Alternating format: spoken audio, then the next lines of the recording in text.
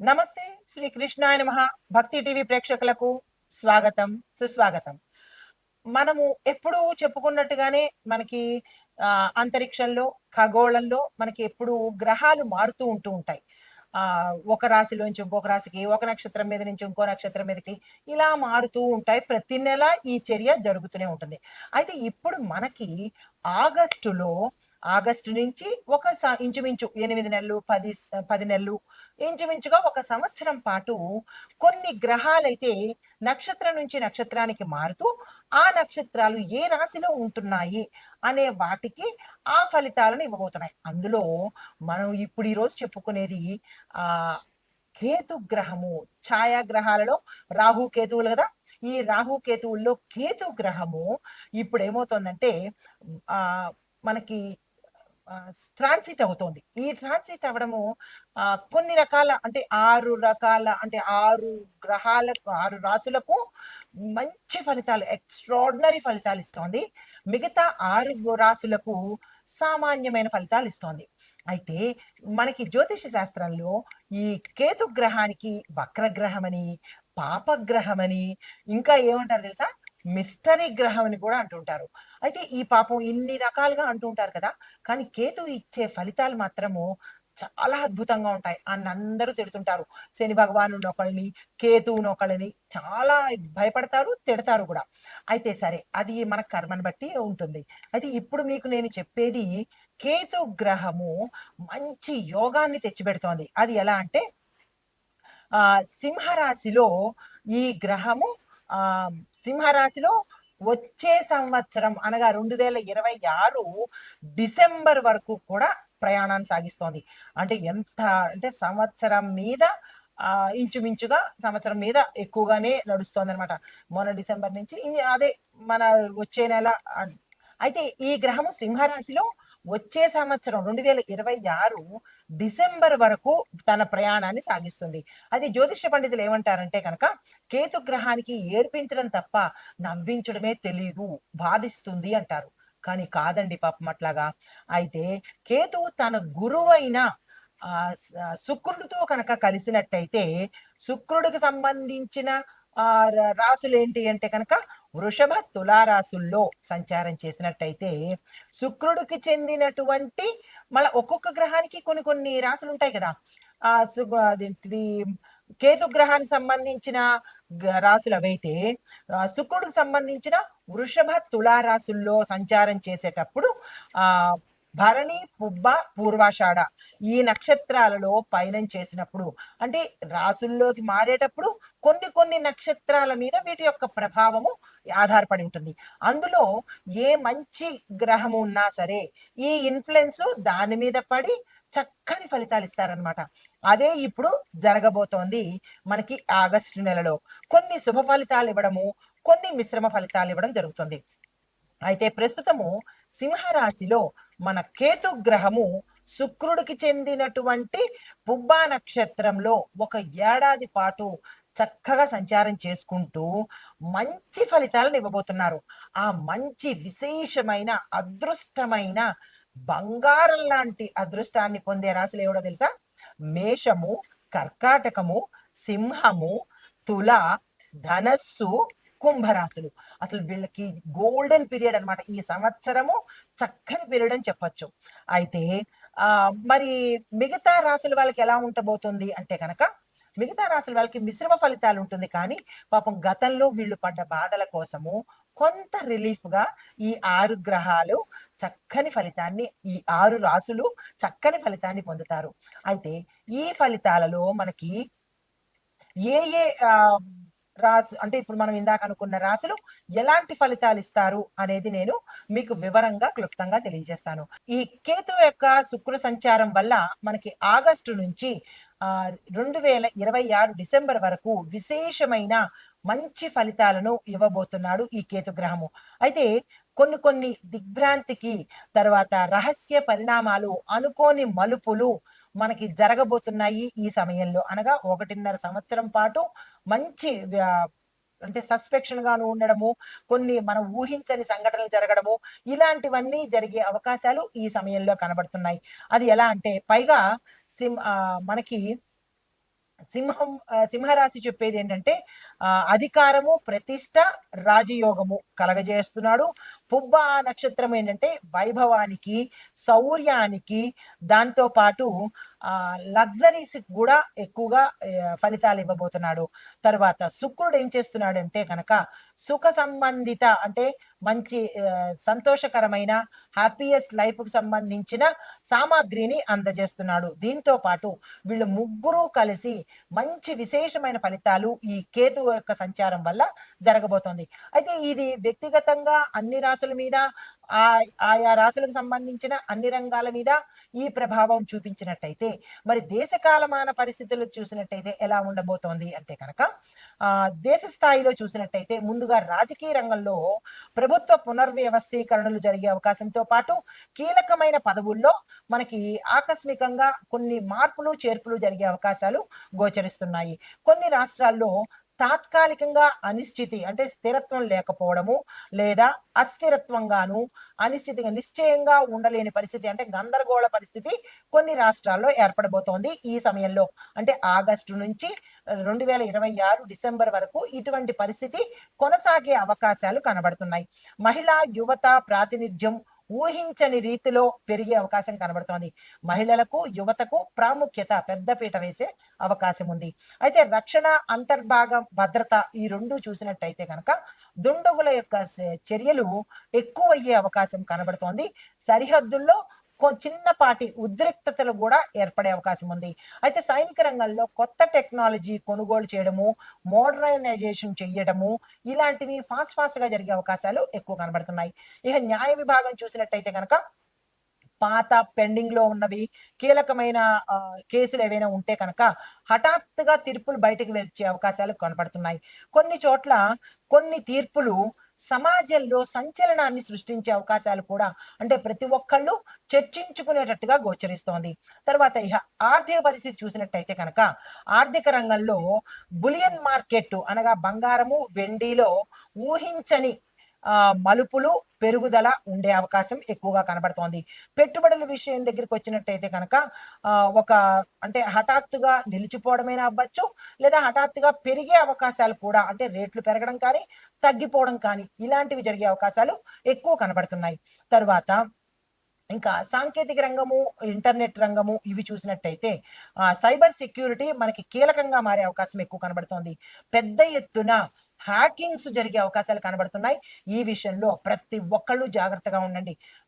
నిమిషానికి, సెకండ్‌కి హ్యాక్ అయ్యే అవకాశాలు ఎక్కువ కనబడుతున్నాయి.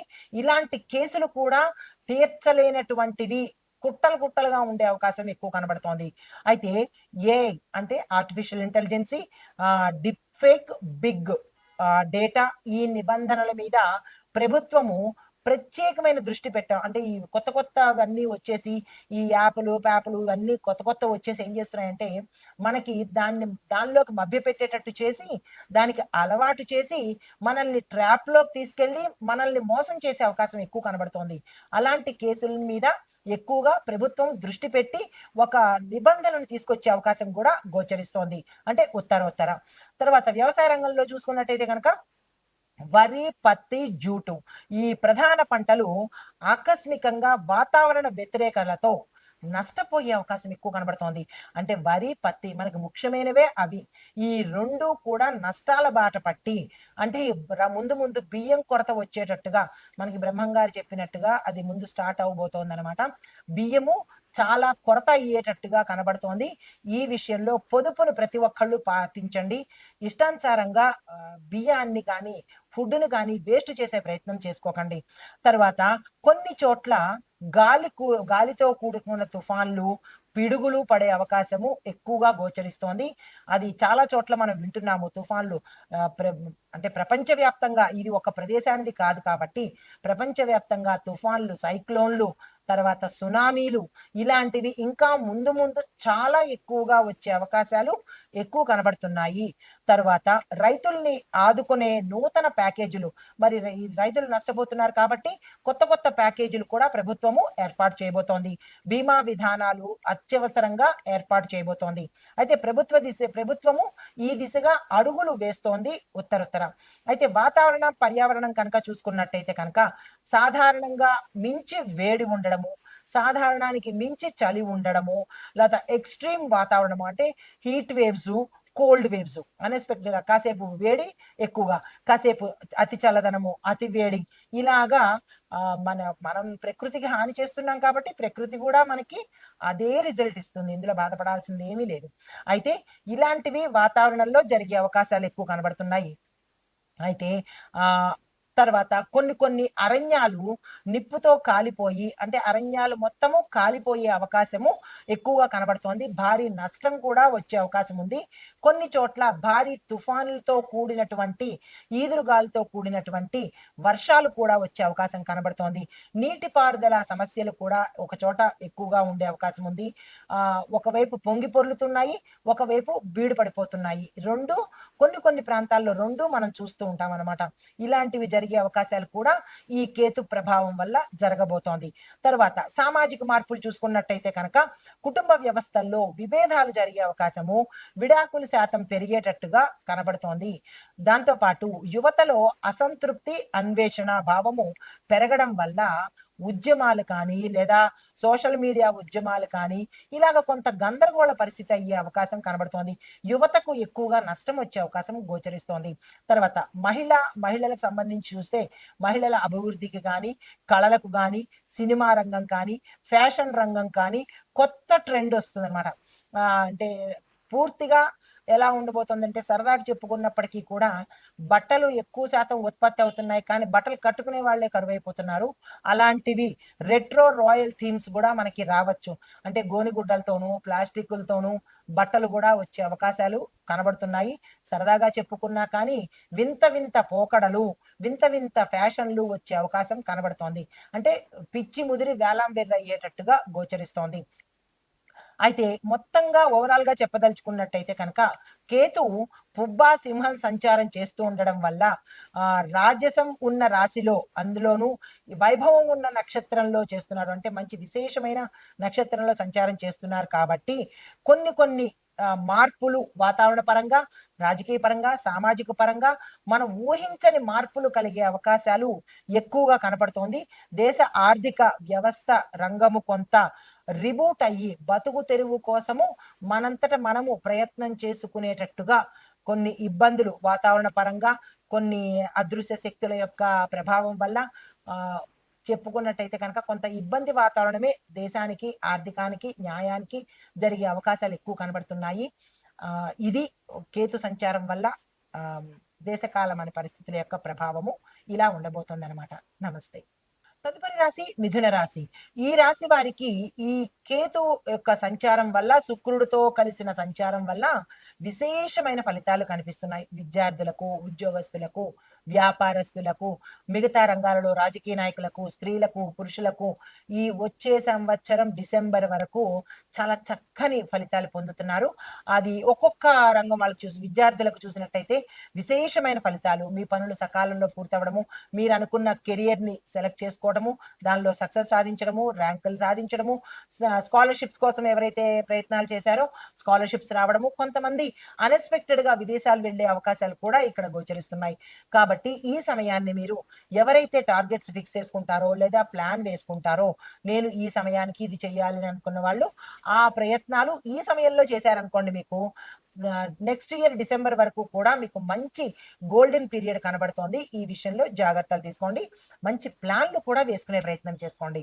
అయితే ఉద్యోగస్తులకు కూడా చాలా చక్కని పీరియడ్ ఇది. అంటే ఆల్మోస్ట్ అన్ని రాసుల్లో వాళ్ళకి ఈ కేతు, శుక్రులు ఎక్కడో ఒకళ్ళిద్దరికి తప్ప మిగతా అందరికీ కూడా మంచి ఫలితాన్నే ఇచ్చారు. ఎవరు ఇబ్బంది పడే ఫలితాలైతే ఇవ్వలేదు. ఇంకా ఉద్యోగస్తులకు చూసుకున్నట్టయితే గత కొంతకాలంగా మీరు ఇబ్బంది పడుతున్న వాళ్ళు, లేదా ఉద్యోగాలు మానేసిన వాళ్ళు తిరిగి మళ్ళా ఉద్యోగంలో చేరేందుకు పిలుపులు రావడమో, వర్తమానం రావడమో, మళ్ళా అలాంటి అవకాశాలు కనిపిస్తున్నాయి. ఉన్న వాళ్ళకు అంటే టెంపరరీ బేసిస్ మీద చేసే వాళ్ళకి పర్మనెంట్ అవ్వడము, ప్యాకేజ్ పెరిగే అవకాశం కనబడుతోంది. స్థాన చలనాలు కూడా ఇక్కడ చాలా ఎక్కువ కనబడుతున్నాయి. ఉన్న ప్రదేశం నుంచి వేరే ప్రదేశానికి వెళ్ళడం కానీ, లేదా అంటే వేరే ఊరు వెళ్ళడం కానీ, ఇక్కడ ఉద్యోగం చేస్తున్న వాళ్ళే మీ స్థానం నుంచి హై క్యాడర్‌కి ప్రమోట్ అవ్వడం కానీ, ప్యాకేజ్ పెరగడం ఇలాగా మంచి మంచి అవకాశాలు ఉద్యోగస్తులకు కనబడుతున్నాయి. శుభవార్తలు వినే అవకాశం ఉంది. శుభకార్యాలకు సంబంధించిన ధనము అప్రయత్నంగా వచ్చే అవకాశం కనబడుతోంది. దీంతో పాటుగా గతంలో రుణాల గురించి ఎవరైనా ఇబ్బంది పడడం కానీ, రుణాలు తీర్చలేని పరిస్థితి గాని కనిపించినట్టయితే, అలాంటి పరిస్థితి ఉన్నట్టయితే కనుక ఇప్పుడు మీకు శుక్రుడు యొక్క అనుగ్రహం వల్ల సంపదలు చేకూరే అవకాశం కనబడుతోంది. కోర్టు పరంగా మీరు ఏదైనా చట్టపరమైన, న్యాయపరమైన కోర్టుల్లో ఇరుక్కుపోయిన మీ వంతు ఏవైనా ఉన్నట్టయితే కనుక కేసులున్నట్టయితే కనుక అవి మీకు మంచి తీర్పు రావడము, మీ పట్ల రావడము, స్థిర చరాస్తుల విషయాల్లో మీ దాయాదులతో కానీ, మీ అన్నదమ్ములతో కానీ ఇబ్బందులు ఉండి ఉంటే అవి తొలగిపోయి మీకు ఆస్తులు వచ్చేటట్టుగా గోచరిస్తోంది. దానికి సంబంధించిన ప్రయత్నాలు చూసుకోవచ్చు. అయితే మీరేదైనా కొనుక్కోవాలి అని అనుకుంటే కనుక ఇల్లు కానీ, లేదా వాహనాలు కానీ, బంగారం కానీ, లేదా ఏదైనా మీరు పెద్ద పెద్ద ఆహ్, అంశాలు కొనుక్కోవాలి అని అనుకుంటే కనుక దానికి ఇది చక్కని అవకాశము. మరొక విశేషం ఏంటంటే ఎవరైనా పెట్టుబడులు పెట్టడానికి లాంగ్ టర్మ్ పెట్టుబడులు సెలెక్ట్ చేసుకొని ఇన్వెస్ట్‌మెంట్ చేస్తే కనుక మీకు ఉత్తరోత్తర అదొక పెద్ద ఆదాయ మార్గంగా అయ్యే అవకాశం ఉంది. ఆ దిశగా ప్రయత్నం చేసుకోవచ్చు. తర్వాత వ్యాపారస్తులకు చూసినట్టయితే చేతి వృత్తుల వాళ్ళకి, వ్యాపారస్తులకు, పారిశ్రామికవేత్తలకు, వాణిజ్యవేత్తలకు గతంలో మీరు ఇబ్బంది పడిన అంశాలేవైనా ఉంటే కనుక అవన్నీ తొలగిపోయి మీ చెయ్యి పైకి రావడము, మీ ప్రత్యర్థుల మీద మీరు రైజ్ అయ్యే అవకాశం కనబడుతోంది. అన్ని విధాల లాభాలు కనబడుతున్నాయి కాబట్టి ఈ సమయాన్ని మీరు అసలు వృధా చేసుకోకండి. ఎక్స్‌పాన్షన్ కోసం కానీ, బ్రాంచెస్ పెట్టడం కానీ, లేదా విదేశాల్లో మేము ఇప్పుడు స్టార్ట్ చేసుకోవాలనుకుంటున్నాము అన్న ఆలోచన వచ్చిన వాళ్ళు వెంటనే ఆ ప్రయత్నం చేసుకోండి. దీంతో పాటుగా ఏదైనా కొత్తగా నేను వ్యాపారం పెడదామనుకుంటున్నాను. నాకు ఈ ఉద్యోగం బాలేదు. నేను వ్యాపారంలోకొస్తాను. స్టార్టప్ కంపెనీలు పెట్టుకుంటాను. ఇలా మీ మీ ఆలోచనలను దే ధనపరంగా లేదా వృత్తిపరంగా లేదా అంటే ఉద్యోగపరంగా మీ యొక్క ఆలోచనలను తక్షణమే అమలు చేసేయండి.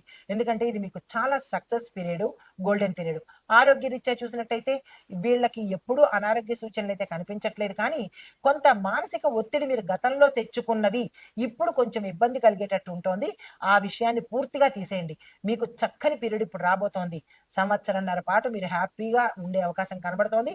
ఈ విషయాలు మీరు గుర్తుపెట్టుకొని జాగ్రత్తలు తీసుకునే ప్రయత్నం చేయండి. ఇంక తర్వాత ఆహ్, కుటుంబ పరంగా చూసినట్టయితే అన్యోన్యమైన దాంపత్యం కనబడుతోంది. గతంలో ఏమైనా మాట పట్టింపులు గాని, బంధువులతో విరోధం గాని, స్నేహితులు మాట్లాడటం లేదు, మాకు కమ్యూనికేషన్ లేదు, మేము విడిపోయామని అనుకున్న వాళ్ళు కూడా కలిసే అవకాశాలు కనబడుతోంది. ఆకస్మిక ప్రయాణాలు, విదేశాలు వెళ్ళే అవకాశము, క్షేత్ర దర్శనము, దీంతో పాటుగా ఆదాయ మార్గాలు కూడా ఎక్కువగా కనబడుతున్నాయి. దానికి సంబంధించిన ప్రయత్నాలు చేసుకోండి.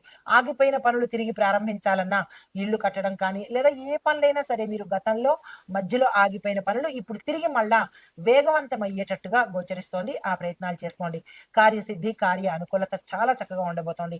దంపతుల మధ్య అన్యోన్యమైన వాతావరణం కనబడుతోంది. మీ యొక్క సంతానం వల్ల మీకు పేరు ప్రఖ్యాతలు వచ్చే అవకాశం కనబడుతోంది. వివాహం కోసం ఎవరైనా ప్రయత్నాలు చేసి ఉంటే గనక ఆ ప్రయత్నాలు సక్సెస్ అవ్వడము, గతంలో ఆగిపోయి వద్దు మాకు మీ సంబంధం వద్దు అని అనుకున్న వాళ్ళు కూడా మనసు మార్చుకొని మీకు వచ్చే అవకాశాలు కూడా చాలా ఎక్కువ కనబడుతున్నాయి. దీంతో పాటుగా మీకు సమాజంలో గౌరవ మర్యాదలు పెరగడము, మీకంటూ ఒక రేంజు, ఒక కేడర్ వచ్చే అవకాశం కనబడుతోంది. అన్ని రకాలుగా ఆర్థికంగా వెసులుబాటు ఉంటోంది. ధనపరంగా, ఆరోగ్యపరంగా, కుటుంబ పరంగా, వృత్తిపరంగా, వ్యాపార పరంగా ఇలా అన్ని రకాలుగా కేతు, శుక్రులు ఇద్దరు కలిసి మీకు విశేషమైన మంచి ఫలితాలని ఇవ్వబోతున్నారు. దాన్ని అందుకునే ప్రయత్నం చేసి వృధా చేసుకోకండి. నమస్తే.